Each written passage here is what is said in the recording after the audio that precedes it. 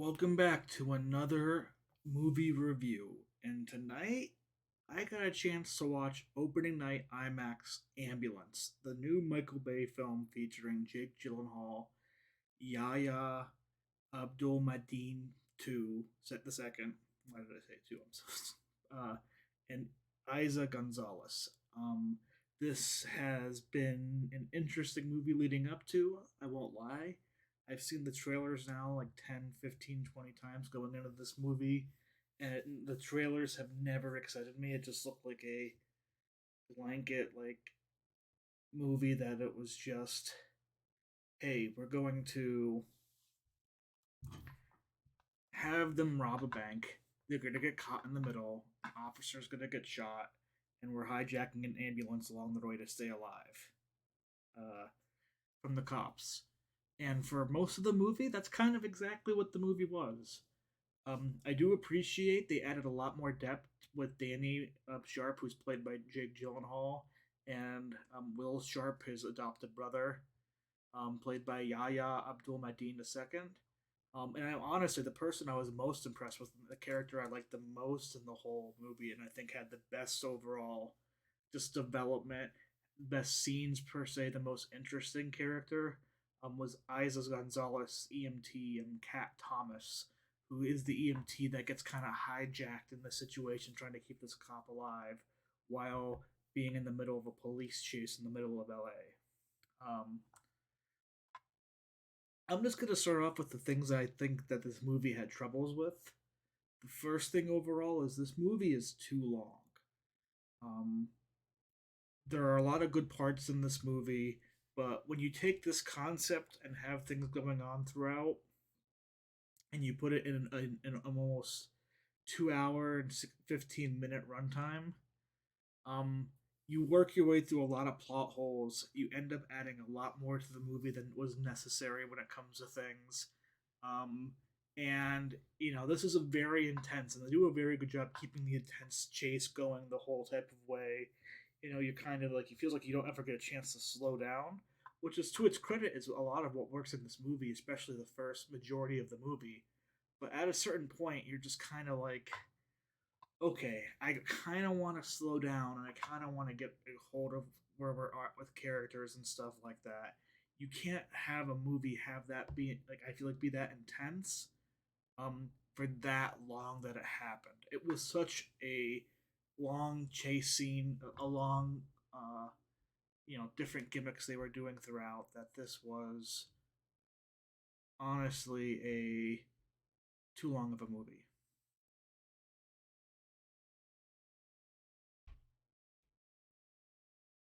Um, what the positives were is it had actually some pretty good characters. Will Sharp and Cam Thompson were two standouts per se, and they kind of have a lot more depth going on there. Even Jake Gyllenhaal's Danny Sharp, the kind of leader, had like a two pronged effect throughout the way.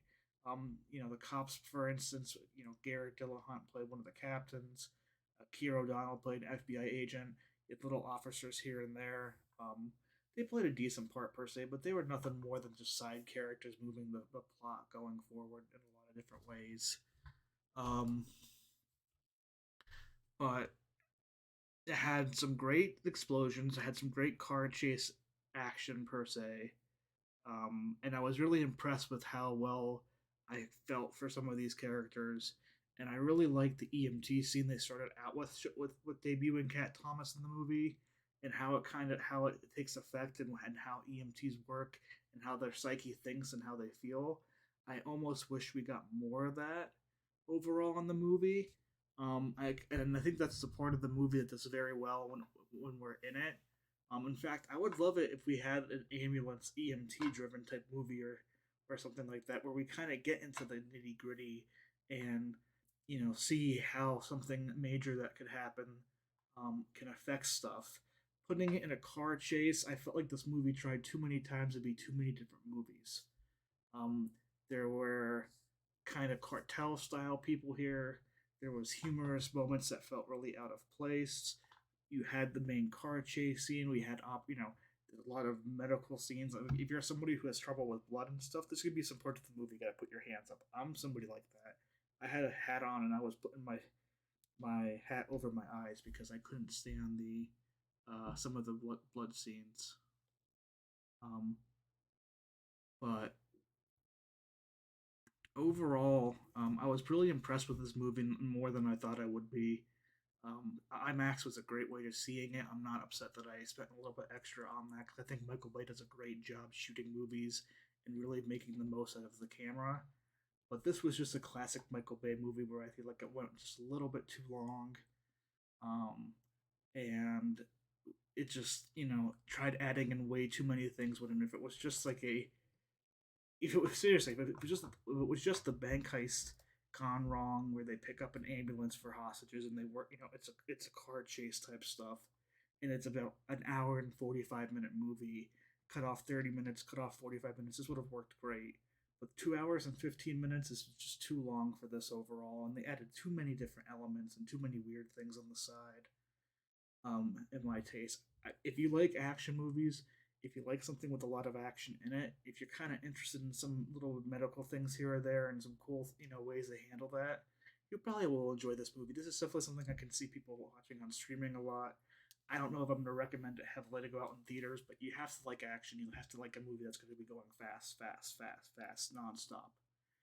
If you're looking for something more story based, if you're looking for high quality acting, if you're looking for a kid movie, this isn't for you.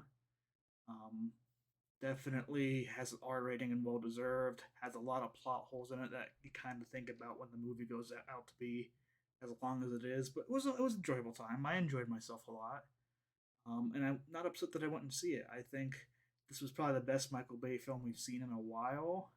Uh, I think it's going to do decently well at the box office, make its budget back, and be a profit, which is always good. Surprisingly, the budget for this was only $40 million for just how much the movie was. It's a very cheap movie for what it feels like with all the chasing, but because they're doing the chasing and they're kind of constrained to the ambulance, it allowed them to really do well with the budget. So that's kind of my thoughts on the movie. Who I recommend it for. Now here's the question: we finally hit our last review with Sonic. We hit 10 movies. So will Ambulance debut itself on the top 10 list? If it does, that means Morbius is out. So uh, let's go ahead and see exactly where I placed Ambulance on this list, if it's on there at all. So three, two, there we go, one.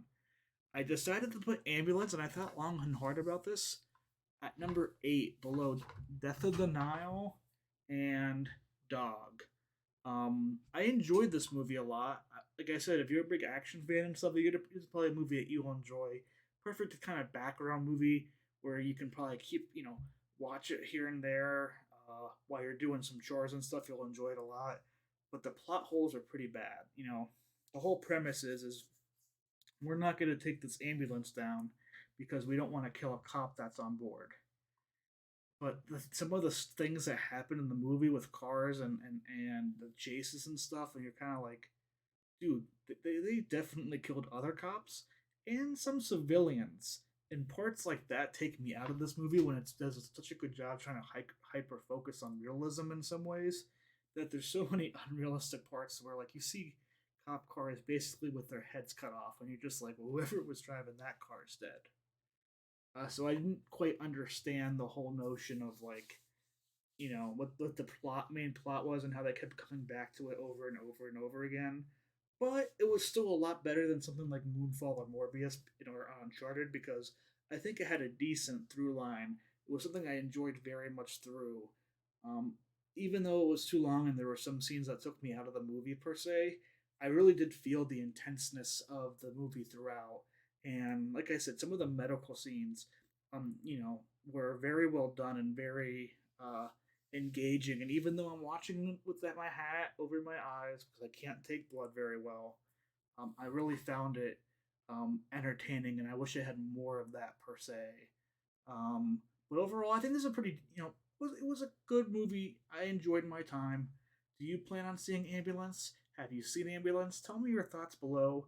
I got everything, always, everything, everywhere, everything, everywhere, all at once. Either tomorrow, Saturday, or Sunday. I'm gonna watch the movie X on Monday this week get another review out. We have Dumbledore coming out soon. The Nick Cage movie's coming out soon. Northman's coming out soon. So we have a lot of good movies coming out this month. And I'm excited to see how this top 10 list shakes out as we go through. Right now, Ambulance sitting at the 8th spot. We still have Bell number 1, The Batman number 2, and I believe number 3 is going to be The Lost City. I expect that list is going to change up here soon.